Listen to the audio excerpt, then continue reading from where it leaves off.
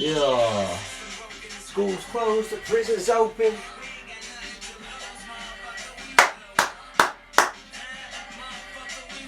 Crisp clap. Alright, we're good on that. We're good on that.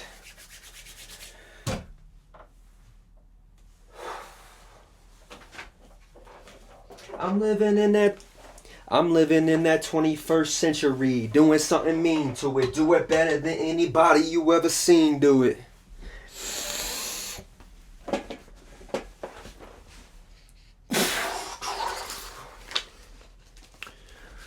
Wow.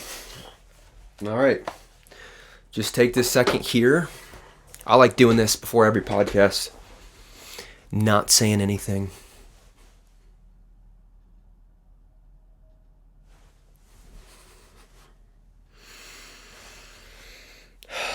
Just feeling, just actually relaxing, letting the pressure float away off my shoulders, off my mental pressure of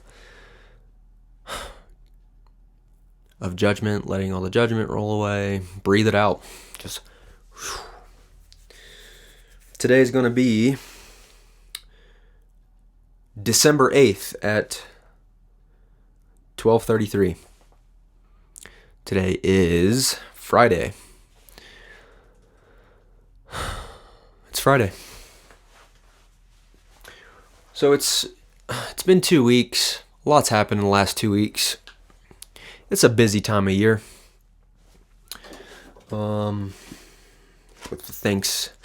With the giving of thanks and Christmas upon us, and the sentiments of being merry, buying gifts.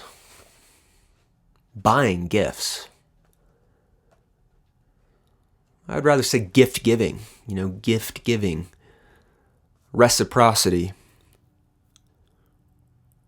reflection, understanding, anticipating the new year, anticipating the future. This time of year is always...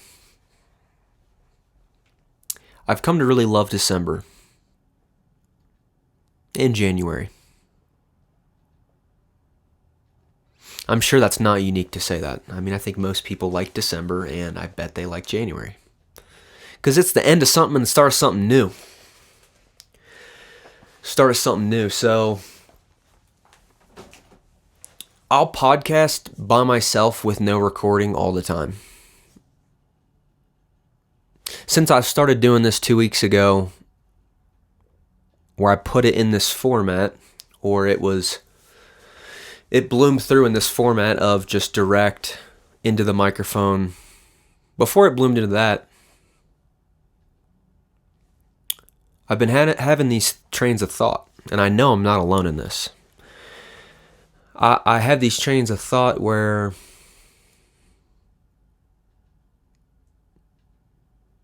they're like that. They're trains. They're always moving. They're chugging along. It's loud and disruptive, and I always have these train of thought. And have you ever been alone and started? Maybe you just came from somewhere where there was an interaction or there was a scenario, and in the moment you didn't know what to say. You took it as it was, and then you go home, and when you're alone, you bust the idea open of, oh my gosh, why didn't I say it that? Why didn't I come up with that on the spot? And then you kind of play out that idea. You actually start saying it alone, and you actually elaborate on why you were taken aback or why you felt that way in that time, and you actually expound on why you would have reacted that way, and you actually elaborate it better when you're alone by yourself than if someone would have tapped you on the shoulder like in the moment and said, hey, say what you're thinking now. It's like it doesn't even register when it happens, actually. So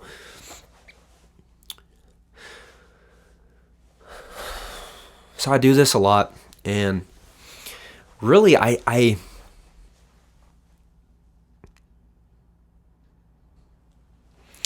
This moment just means so much to me in my life. I mean, it's December 2023. We all go through phases. You know, we all experience phases where, man, things are different. We move away to a new city. We start a new relationship. We come out the end of some trauma and we feel new. We all have these phases, and I've noticed this is we all have phases, and I have phases. I'm not unique in that I have phases. I know I'm not unique. I know I'm capable and I have potential, but I know that it's not all that serious. I also know that. So anyways, a podcast is breaking out of the mold. It's expounding on ideas. It's processing in real time. It's feeling your body and also evoking speech that matters to you. It's being present. It's thinking about an imagined audience. It's storytelling. It's therapy. It's a reason to reflect, a reason to think freely. It's a lot of really positive things. And I feel super duper grateful. That's all I can say about it. I could say more, actually, given that it's a podcast and I have to say more. Anyway, all right, we got some show notes. This is a break in the time continuum. No one man. So I have this book. I have this place I call a commonplace book. I went to Barnes & Noble when I was a freshman in college. It was March 29th, 2015. I dated it.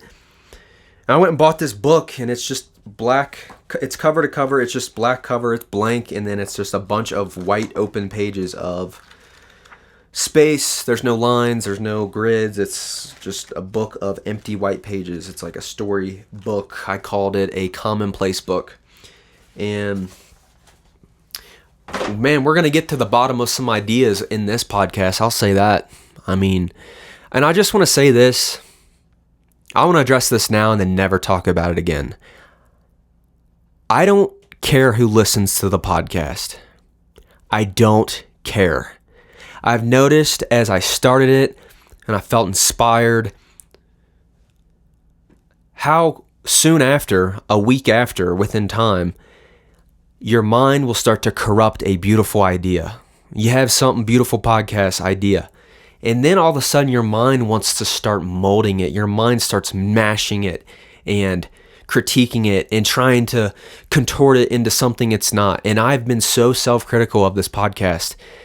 And I have been aware enough to just let it go. Because man, why do I mean, it's like our minds, and it's not even, I don't even have to feel bad and negative about it. That's the beautiful thing. It's just the way things are. It's just the nature of our minds.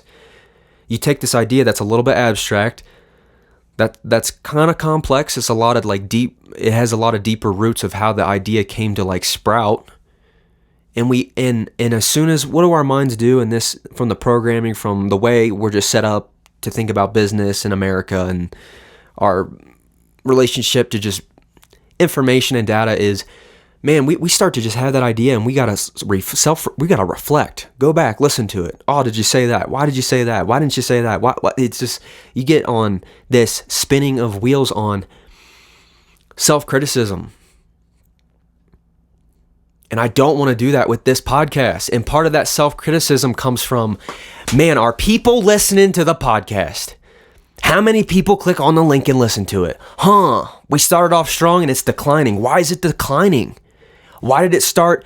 Why does it have this attrition rate that's like 15 every single time? It's 60 and then it's 45 and then it's 30 and then it's down to 15. It's going to drop down to 7.5, round up to 8. That's why I said 8 listeners. And I'm thinking, why is this attrition? What did I do wrong? What did I say wrong in the first podcast? Should I not have sang at the beginning? I knew that was a risk. And the beautiful thing about where I'm at in my life is, man, I can recognize that and let it go. I can actually be okay with it. Letting it go and being okay with it are the same things. Let it go. So, I'll be honest, I care who listens. I'm not going to lie to myself. Oh, I don't care who listens, bro. I do, obviously. But that said, I'm not going to let my dreams and ideas and my self-confidence and my self-worth be stolen away by the creepers in my mind, the little devil in my mind, like, hey, that's beautiful, let me ruin that. Why did you say that? I don't want that. Let it go. Be free. And my whole life is led up to me being free to this moment that I want to get into it with a little bit of hindsight. And I want to do it with caution, and I don't want to solidify something. So, we have to label things for us to to let them go. We have to feel okay about them somehow. And I think our minds are always trying to assign meaning to anything, whether it's good or bad. And the reality is, we don't have to do that. We don't have to be this ever-present analytical judgment of everything, which is exactly what we do. It's this inability to realize that you are not your thoughts. It's this identifying with things that aren't you. It's having a negative thought and then letting it fester and actually being neutral to it is a form of avoiding it. We don't address the negative thoughts, really. We say, oh, well, I don't want to feed into that negative thought. And then we'll get distracted. We preoccupy. We'll turn on the game. We'll take something to change how we feel. We got to go somewhere. We got to call somebody. We'll oh,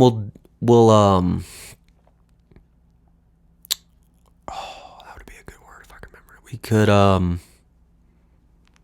dang it, I'm not going to get the word. But we kind of defer, I guess, or we kind of put it off, and we don't, the step further that would be positive is to actually face it openly and honestly and genuinely in the moment with our whole presence. And then after you do that little bit, oh my gosh, you can actually get rid of it, filter it out, it's gone. We do this on our MacBooks all the time, or our computers, whatever Android you have. When you download something and it goes into a file, and you kind of slowly over time you gather up all this stuff that you're on a website, you had to download this, you had to download that, you took a picture, you sent it to your thing, you uploaded some photos from your iPhone. All this stuff accumulates in our downloads and recents on our Mac. And what do? We know we should delete them, but we'll just keep them because it's easier to just keep moving. I'll wait till that storage thing pops up, and then I'll actually think about it. We just defer. We let things, I don't want to say fester, because not everything festers, but we'll let things accumulate that we know shouldn't accumulate. And we do that with our mental space and our hard drive digital space. We do it as humans with our minds. So my suggestion is, hey, why don't you find something in your life? Why don't you align the action of not filtering, the action of combing through the negative things that have accumulated on your hard drive and letting them go as they come, and enjoying and maximizing the concept of free space in your digital mind? Why don't you find some sort of hobby or activity or way to be and think, some expression? Why don't you find something that's automatically going to declutter that out? There's a lot of things you can do. Podcast is one. It's a really cool one that is kind of new, very new. I mean, if you want to think about big time scale, just zoom out a little bit. Oh yeah, podcasting has never been a thing up until who knows? I mean, who knows? 2010, it's within the last 20, let's be conservative, 20 years. You know how long everything's been around? So long. So it's new. It's new. It's a new tool. Link. It's a new tool we have. I recommend it. I've already done this on the first podcast. I dared someone to start a podcast. It was cool because someone on Instagram that I kind of know, we were from the same hometown. We've met a couple times through mutual friends, but he just hit me up and he was like, he told me about his podcast, and I thought that was it was interesting to know. It was like, and he's been doing it for a while. He's been doing it for like 2 years. And it was just funny that I recorded the whole first 3 episodes without even knowing like his way of doing it, or getting advice from him, or even just, I guess, being close enough for him to even feel like he could tell me about it. But then I just remember in the first podcast, like I want more people to do it. I want more people to do it, to try it, to figure out what it is they need to say. Because I remember I've listened to a lot of his episodes, and it's just cool to see how he does it. It's cool to see what he finds interesting, how he paces it, how he sets it up, what he talks. I mean, that's cool. That's so cool to me. So anyways, I encourage people to try it. And I know, yeah, I don't want to get too wrapped in a loop on podcasts, because then it becomes meta. Do you guys know what meta means? It's kind of like self-referral. It's referring to it's like writing about writing online, or podcasting about podcasting. It's self-referral. So you don't want to be all that. So anyways, this commonplace book that I got, I've had it 8 years, 7 years, coming up on 9 years. I had it almost a decade. And it's this book where it's just all my ideas. It's the written down, it's not the right word. It's the manifested artistry of my ideas in a book where those ideas can cross-pollinate and reference one another. Cross-pollination is if you plant 2 unique flowers that are different side by side or in a patch together, those 2 flowers are going to breed basically, or they're going to cross-pollinate, they call it. A little bee will land on one, take some of that nectar over to the other flower, and then in between those 2 unique flowers, a new creative flower that will burst through that wouldn't have been possible if the other 2 weren't like planted, let sit for long periods of time and water them, and then a new idea can sprout. So this commonplace book I started, I'll actually read the opening page because I knew that there was going to be a time when I would come back and read this and it would matter. Anyways, this is March 29th, 2015, a young college, newly fresh meat in college. I bought this book and I said, top of the page, on the first page on the left, said, not a journal. I suck at reading, I don't know why. Not a journal. Let me restart.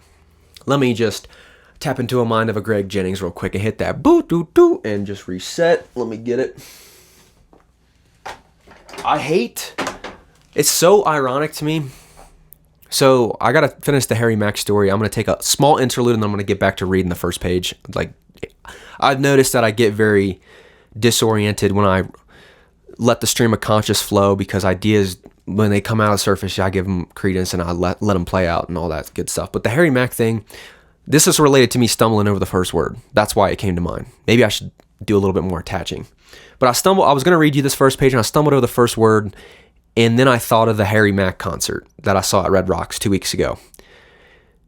And it's funny, he freestyled for an hour off the dome for 80,000 people, didn't stutter, didn't mess up one single time. He was a machine. He was rapping about things he couldn't even see yet. I think at one point he like looked over, he was in a rhyme, and then he looked over to the left and pointed out a tunnel, and he's like, and this guy with the yellow shirt's coming through, and I don't know if he could see the guy, but then this guy with the yellow shirt walked around for the audience, and we were like, oh, I think that happened. It might not happen. But anyways, he was rapping about stuff we couldn't see yet, and then we would see it, and then we'd be like, oh my gosh, and then he would already be onto a new thing. Anyways, incredible freestyle, incredible thinker. I mean, the mental processing on this guy to freestyle the way he did in front of all of us real time about what's happening right now, just a constant into the fourth wall of just like realizing, and it was pulling, I mean, it was sucking me into the now. I mean, God, you couldn't help it. I think that's why he's so captivating, is he pulls you into the now, because it's so cool. Anyways, he never stuttered one time. And then I think at the end when he was talking to the audience, he like kind of stuttered. Like, thank you guys for coming out. Like, and that just goes to show how when we try to squash ideas, when we try to put our thoughts into super constrained vessels and formats, when we try and box in our thinking, it gets way harder. And I've always felt like that with public speaking, with reading in front of people. It's like it messes me up. But if I sit here by myself, it's not that I don't stutter, it's just that you don't care. So it's like just be aware of that. Just realize like, okay, I can stutter. It's not wrong, it's not bad, it's not against the rules. You can mess up. It's just how you recover. Anyways. Hopefully I can say that one time and never have to, like, hopefully that's the concept. Bring it back from what I already talked about. The concept of going through a voicemail. I've been thinking like super self-conscious about that my whole life. About how I don't like reading in front of other people. Idea goes back to me being 5. Goes back to me being in middle school. Goes back to me being in high school. Goes back to me being in college and realizing my fear of public speaking. It's like tethered along. It's idea that is not even idea. A poor personal feeling that builds up over time, and then it'll get to a point where it becomes a demon or a monster that you deal with. And I had to deal with that in college because I got real freaked out on public speaking. Anyways, so when I bought this little book and I cracked it open, this is what I wrote. Not a journal nor a diary, but a place where my thoughts can bake and mingle. 108 pages of incubation. This is my nest. This is my commonplace book. Of all the knowledge and ideas in my head, to properly contain them, I need this book. So, and then I drew a line under it, blocked it off, and then there was just another idea, and I added that, and then it goes on. I don't know why I wrote 108 pages, because the pages aren't numbered, and I definitely didn't count them.